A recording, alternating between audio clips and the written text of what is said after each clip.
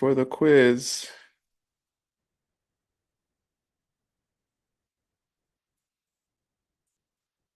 There are four questions.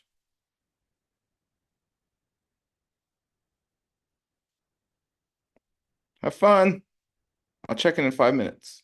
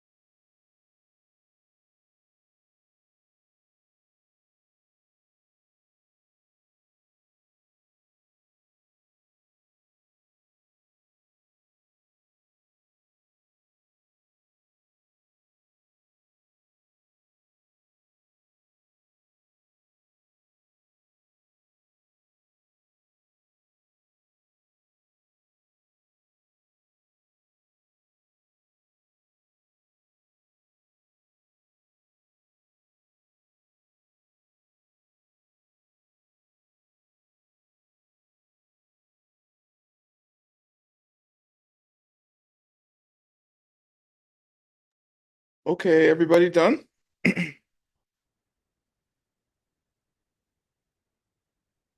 Yeah?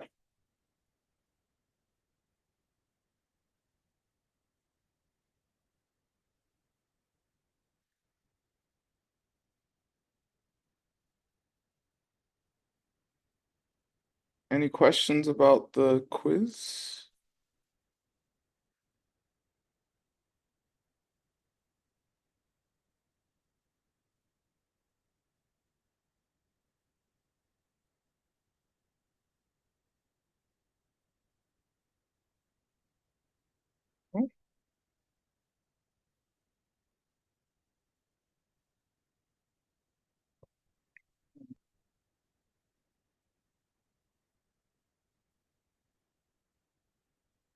Mm. Okay, welcome back. Hope everybody's doing their homeworks and quizzes. Even if you don't do all of them or finish the final, just do all the things we do here, and then you don't have to do the rest. You don't have to do it later. You can just do the rest some other time. That's my theory. Okay, here we go. Question one, class four, course two. Who wants to read? Translators, tell me if I talk too fast. Hong Sun, do you want to read? Yeah. Okay. Uh, Name and describe the four types of the wish for enlightenment. Yeah. Does anybody know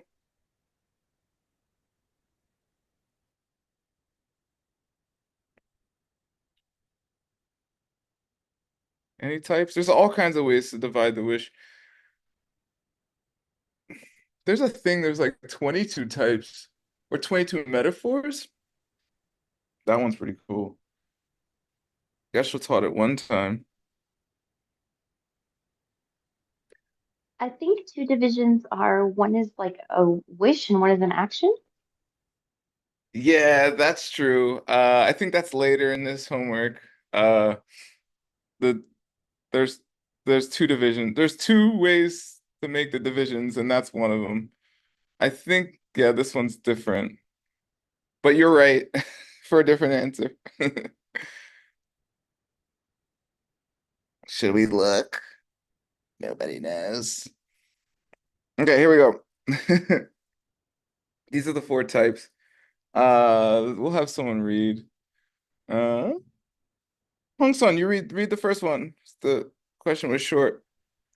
Uh, the belief which you have achieved the actual wish for enlightenment, but have not yet seen emptiness directly, which is same as saying that you are on either the path of accumulation or the path of preparation for the greater way.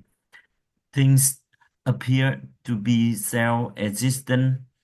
You still see them that way, and you believe what you are seeing. Yeah, exactly. Okay. Um, yes. This is divided. In the course, they talk about the magic trick, and the four types of people in it. I believe this is a way to classify the four types of people as well. Okay. Next. Next. Laksak namdak. Yeah, exactly. That's the It's Tibetan. Thank you. Daria, please read this. Please read this. the personal responsibility wish.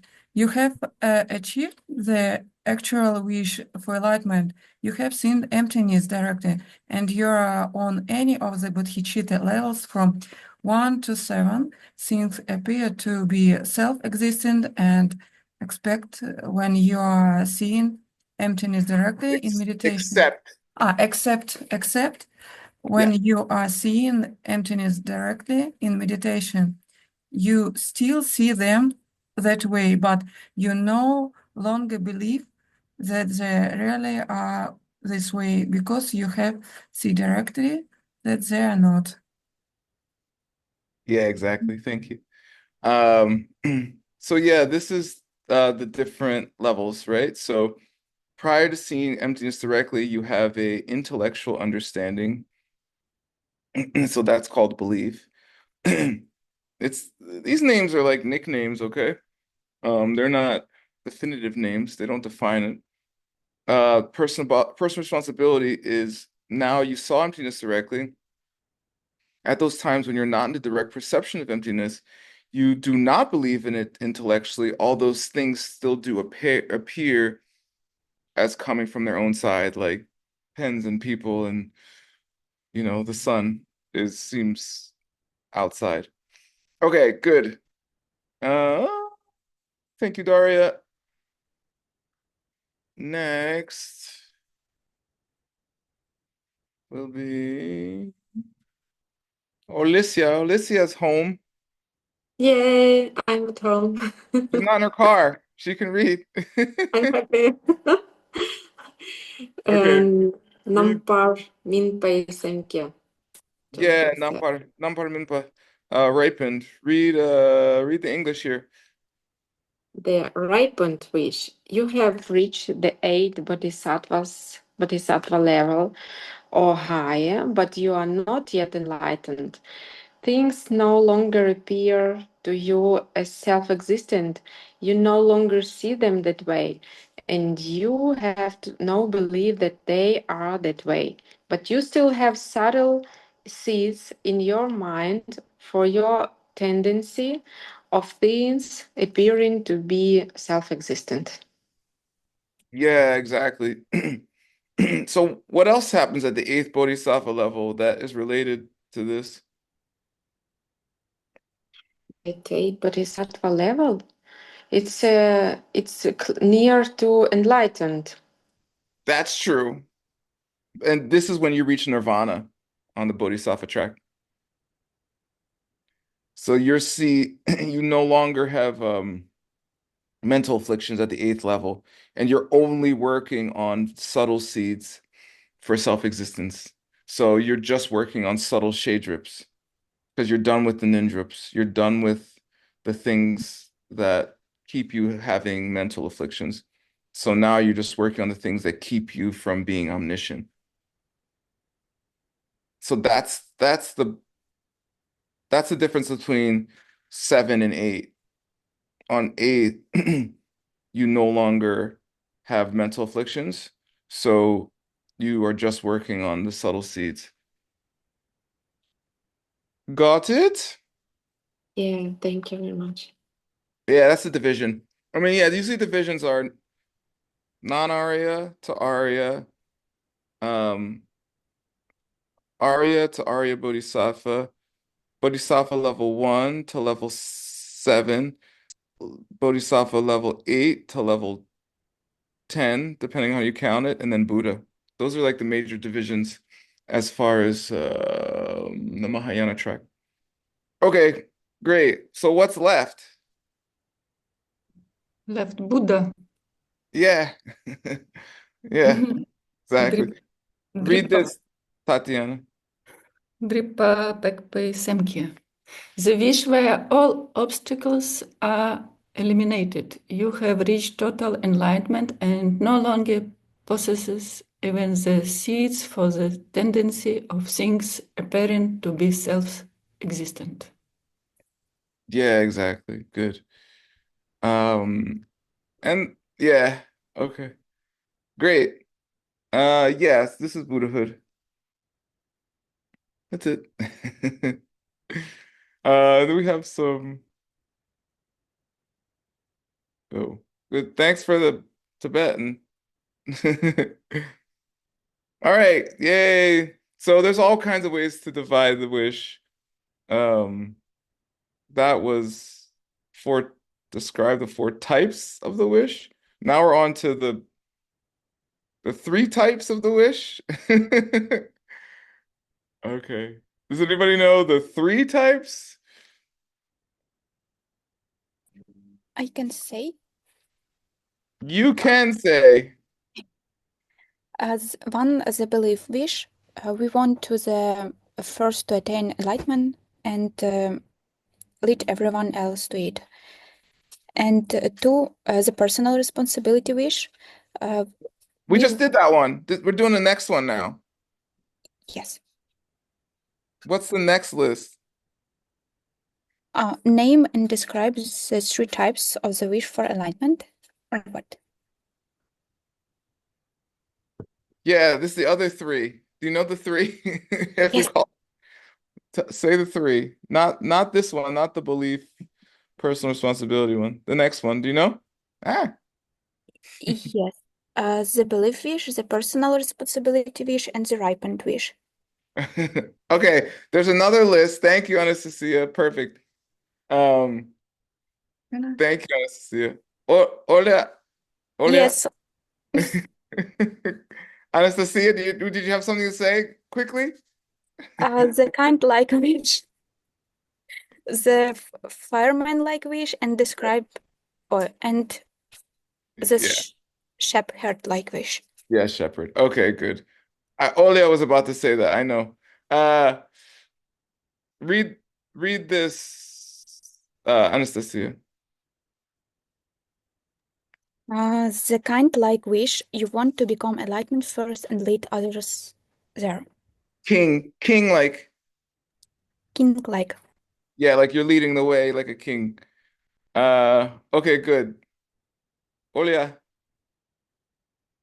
you read this. Oh, thank you. The shepherd-like the wish, you Yeah. think about enlightenment in a way where you would stay behind a shepherd, all other being into enlightenment before agreeing to go there yourself. It is important to say that this is only a description of a kind of willingness to serve others first. In actual reality, no one would ever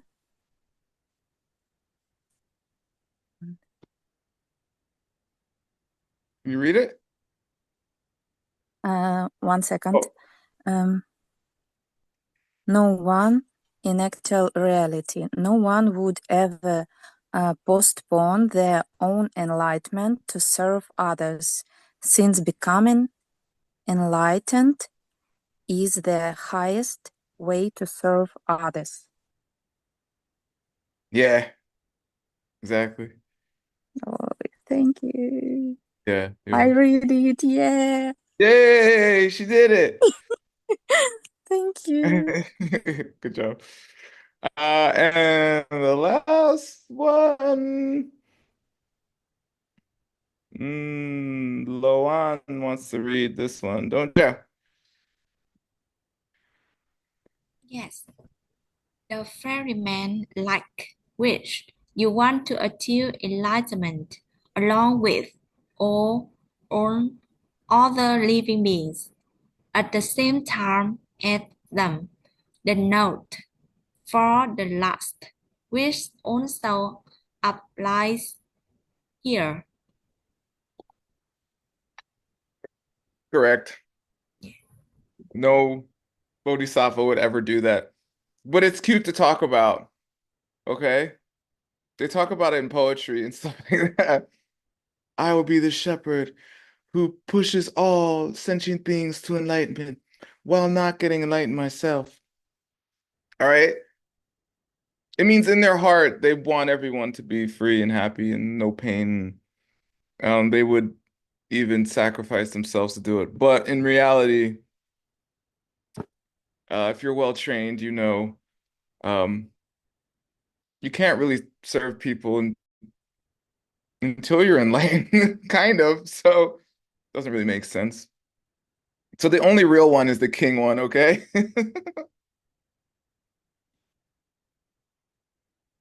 Get enlightened as fast as you can, right? And that still doesn't mean you hurt people along the way, but it just means that's your priority. Do your best. Okay. Good job. Those are the three. We did the four and we did the three. Okay. Lydia, are you there? Yeah, I'm here. Now, describe the two types of the wish for enlightenment. Yay. One is a wish, like it's like a prayer, and one is an action. You're actually doing something. Exactly. One is like in your head, and the other one is in your body. There's another way. There's two ways to break it into two. Does anyone remember the other way? And real bodhicitta, Which one? What and what? sugarcane bodhicitta, and actual bodhicitta. I don't know. That you could do that. That's fine. I don't think that's the answer on the homework.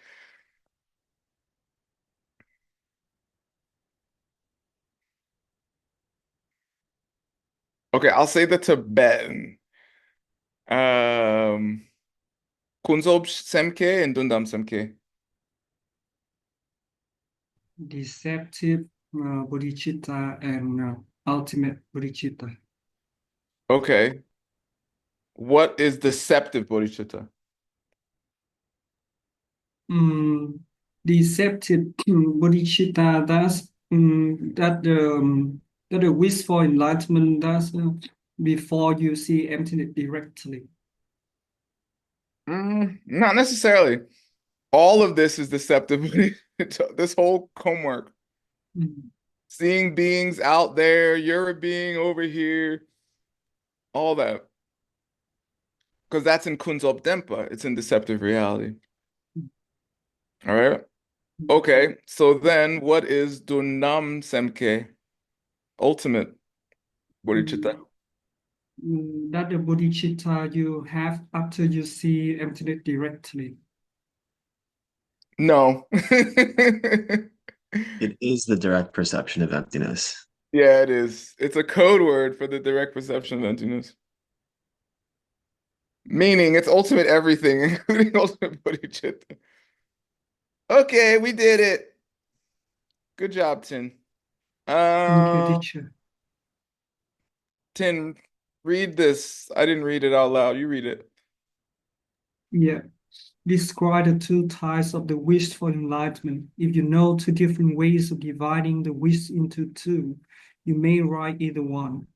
Tibetan tract gives the Tibetan names for the two types and describe them in English. All right. Good. Let's see. Mac. Look at Mac's hair. Did you have a business meeting today or something? No. It looks nice. Good job. Oh, hairstyle. Yeah. It looks good. Okay. Reading the noting. Okay. Read this. Yeah. The first way of dividing the wish into two types. A, the wish in the form of intention, prayer, or thinking like a bodhisattva, the thought to become totally enlightened so that you can be of help to all living beings. Exactly. So this is, I would really like to help people. All right. Good job. Here's, you're welcome, student. Here's the Pookie. All right. Somebody read this. Do you know how to read this yet, Mac? Nope. Did anybody teach her how to read this yet? Somebody teach her. Okay, maybe not. Loan, you read this. Yeah. Moon Sam. Yeah, what is Munsem? What's Mun short for? Moon mean prayer. Yeah. Good, la munlam. Good. And sem? What does sem mean? Same mind, the mind. Yeah, good mind or mentality or state of mind or how you think. Good, yeah, munsem. Perfect. All right. Mac, you read this one too, okay? Yes, the wish in the form of action or acting, engaging like a Bodhisattva, actually undertaking the activities of a Bodhisattva in order to become a Buddha, to help on living beings. Yeah, good. Undertaking. Undertaking. Yeah, good. Okay, good job. All right, and low on again. Let's do the Yeah, Tibetan. Go juk ahead. xem, Yeah, juk good. xem. Yeah, What does juk mean? juk enter, What else? engage, Enter or what? or engaging, Good. engaging. Perfect. Engage. Here it's more engage, okay? Yeah. It can mean enter as well, like umala jukpa, entering the middle way or something. Good. Yeah, juksem, having that mind where you actually do stuff about it. Geshe had this funny joke once about Tonglen. He's like, you imagine taking away their pain and giving them all this good stuff, like the six perfections or something. Then he's like, for the first time, I was like, why don't I actually help them? Like, why don't I actually teach them something? It's kind of a joke. Obviously, the meditation is powerful and it works, but it's funny to think this is after like 30 or 40 years of practice. He's like, oh, why don't I just help them, talk to them, teach them? So that's the difference between Munsem and Juksem, okay? It was funny for me. Okay. The second way to divide the two. Who wants to read? Lynn, are you there?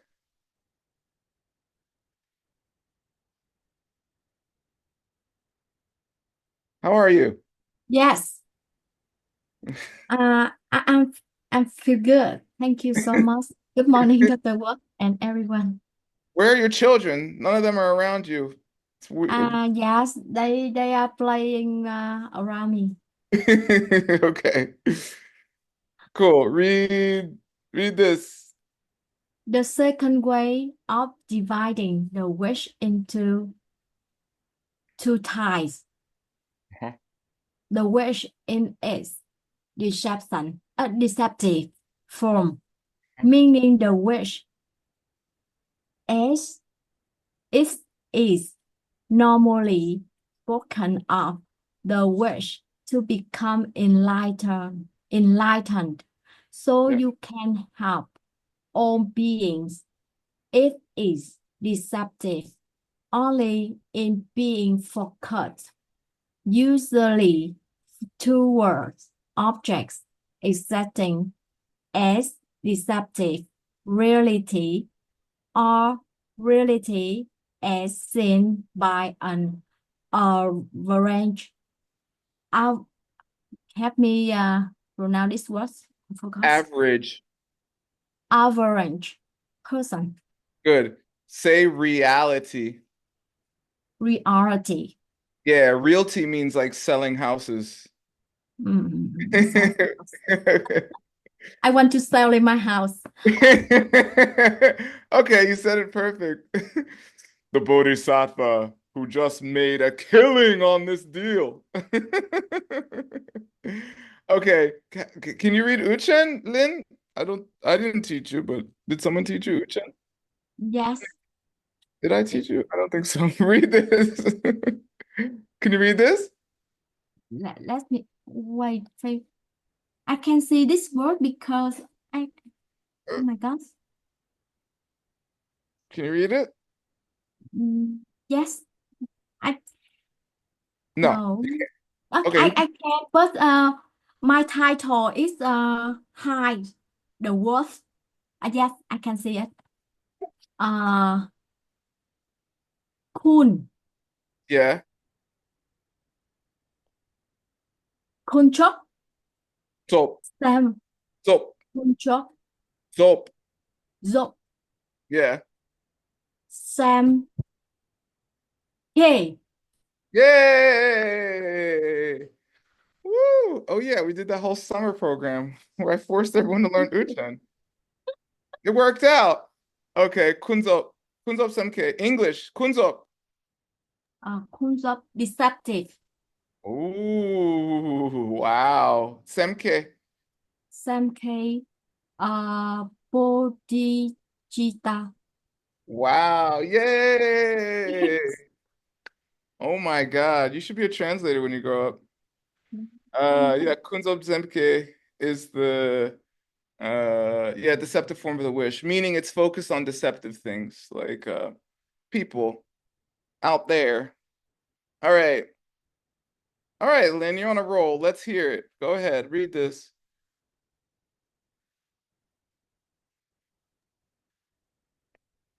The wish in its ultimate form.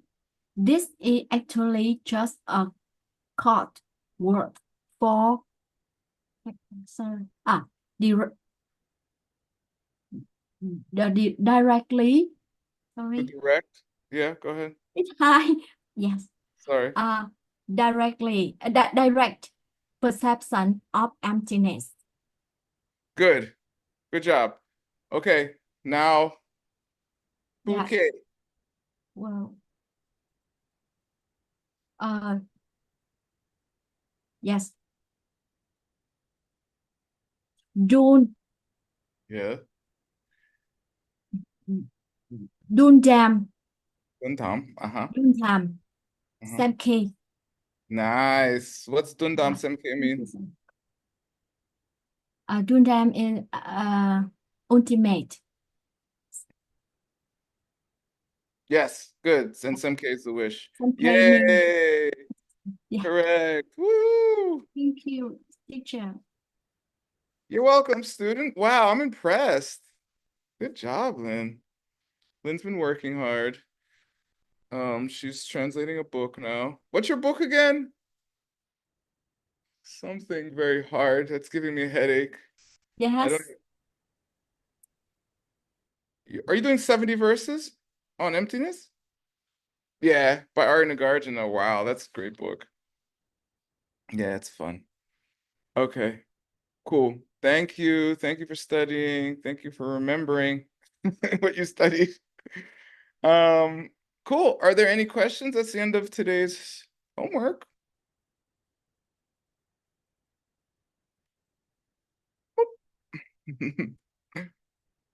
Some classes are shorter. It's okay. No?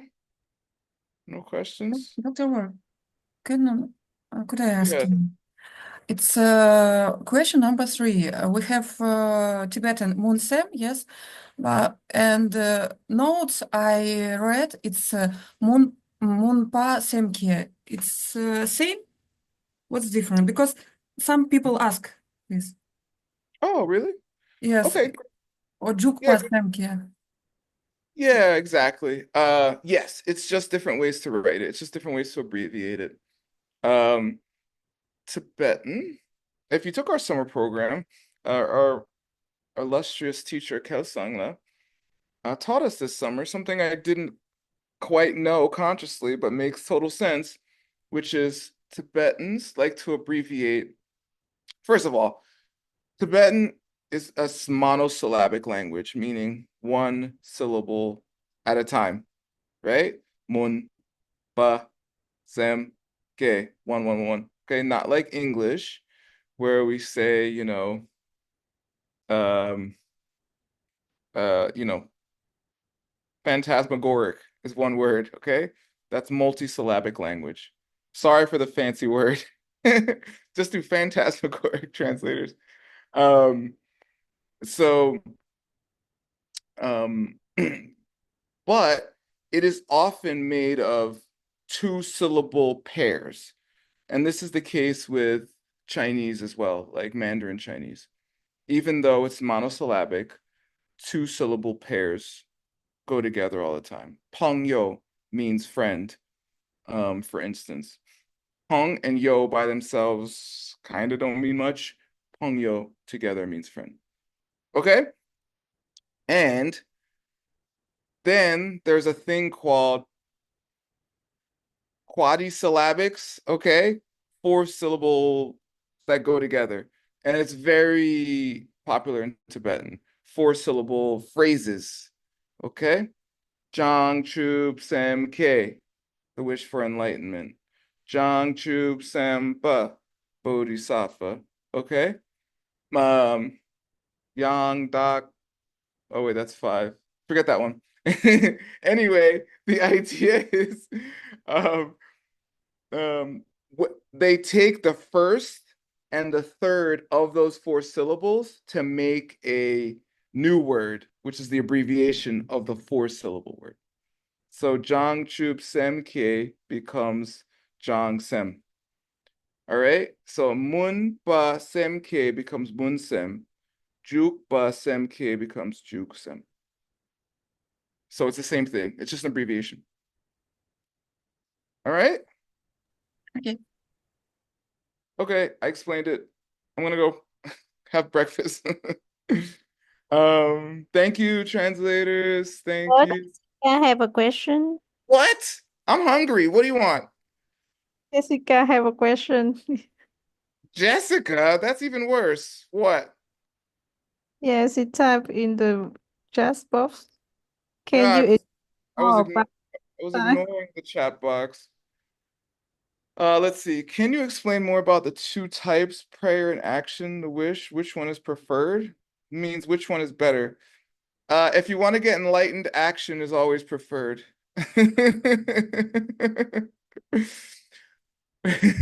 Prayer just means at first, usually, okay? In the beginning, you just start thinking like, wow, I want to be a bodhisattva. Uh, I want to help people. That'd be so cool. And you start dreaming. You start thinking of cool things to do. But you don't have the karma, the kelwa yet for anything to happen. You think, that'd be cool to teach all day, all week, have these cool projects and do energy work on people. Wow, I wish I could do that. But it might take you like 7 to 20 years before you can do it. Okay? So, basically, when you hear about it, it's going to be in your head first. You're not immediately, even if it's for 5 minutes, going to start doing stuff. So you have to think about it first, and it has to sit in your consciousness, and then it will ripen into action eventually. And it doesn't have to be these big projects, little things like helping around your own house or helping in your own area, neighborhood, you know, taking actions based on understanding of emptiness, even if you don't tell people that's what you're doing or thinking that way. I guess thinking about thinking in a way that is a bodhisattva way is bodhisattva action, even though it's still in your mind. Right? You're not thinking it would be cool to think about emptiness. You are thinking about emptiness. So that's Juksem at that point. So both are needed. Action is what's going to get you there, but both are needed. But sometimes you're tired. Just lay down, just be like, I did, and just think about the bodhisattvas of the past. Think about your teachers. Think about the cool stuff you did. And that could still be prayer, but that's okay. All right? Yeah, thank you so much. You're welcome. Does Mike Hoffman have a question? I do. What is it, Mike Hoffman? So I always get mixed up. Like I know what listeners and self-made Buddhas are, but Yeah. like more specifically, is there like a line where like okay, like everything from mind only on down is considered a listener or like just like specifically because I hear the words listeners or self-made Buddhas and I don't know like exactly what that is. Yeah. Honestly, the line's a little fuzzy to me. I'll tell you what I know briefly, okay? Um, as far as schools go, so there's four Buddhist schools. That's what Mike Hoffman's referring to, if you don't know. Uh, one and two are Abhidharma is one, or the professors, okay, by Vaishnavism. And two is Sautrantika, or the Sutrist, the logic school. Those are the Hinayana schools. Mind only, three, and middle way, four, which has two sections, are the Mahayana schools. So, you can't, and there's all kinds of subdivisions, okay? I'm not going to go there, but there is. So you can't be a listener, self-made Buddha, and basically be mind only or middle way. But it gets interesting because you can divide the school by attitude, like bodhisattva or not, like bodhicitta or not. But the schools can also be divided by views, you know? So how you see empty, how like your view about emptiness. And they're not the same thing, but they overlap. So it gets a little hairy because because if you're an Arya, which you can be, you have to be a Arhat, which you can be, because you can be an Arhat listener, right? Then you saw emptiness, and there's only one emptiness according to middle way. So are you middle way? What if you were a listener who saw emptiness? In a way, you have to say yes. In another way, you say no. So that's a little tricky. And then classically, they say listeners mostly use the four truths as their method to achieve nirvana.